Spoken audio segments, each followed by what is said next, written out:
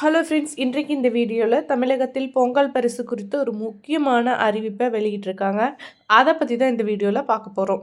தமிழகத்தில் இந்த ஆண்டிற்கான பொங்கல் பரிசு தொகுப்புடன் இலவச வேட்டி சேலைகளையும் வழங்க உள்ளது.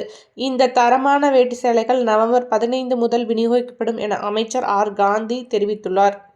தமிழர் திருநாளாம் பொங்கல் பண்டிகையை கொண்டாட மக்கள் தயாராகி வருகிறார்கள். அந்த வகையில் பொங்கல் பண்டிகையையொட்டி தமிழக அரசு சார்பாக பொதுமக்களுக்கு பொங்கல் பரிசு ஒவ்வொரு ஆண்டும் வழங்கி வருகிறது. அந்த வகையில் இந்த ஆண்டும் பொங்கல் பரிசு தொகுப்பை வழங்க உள்ளது.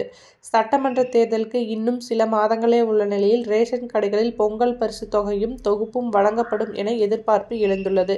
இந்த நிலையில் பொங்கல் பண்டிகையொட்டி இலவசமாக வேட்டி மற்றும் சேலையும் வழங்கப்படும். இதற்கான பணிகளை தமிழக அரசு தொடங்கியுள்ளது.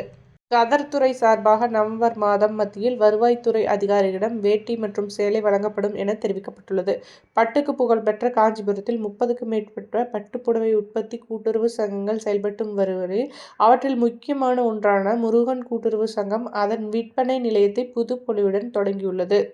இது பற்றி பேசிய அவர், இந்த ஆண்டு பொங்கல் வேட்டி சேலைகள் நவம்பர் 15ஆம் தேதி முதல் விநியோகிக்கப்பட உள்ளதாகவும் தெரிவித்தார். இந்த முறை 15 ரக சேலைகள், 5 ரகங்கள் வேஷ்டிகள் வழங்கப்படும் எனவும் தெரிவித்துள்ளார். முன்னதாக பொங்கல் பரிசு தொகையாக 5000 ரூபாய் வழங்கப்படும் என்று தகவல் வெளியான நிலையில் விரைவில் முதல்வர் ஸ்டாலின் இது தொடர்பான மகிழ்ச்சியான அறிவிப்பை வெளியிடுவார் என அமைச்சர் சக்கரபாணி கூறியிருந்தார்.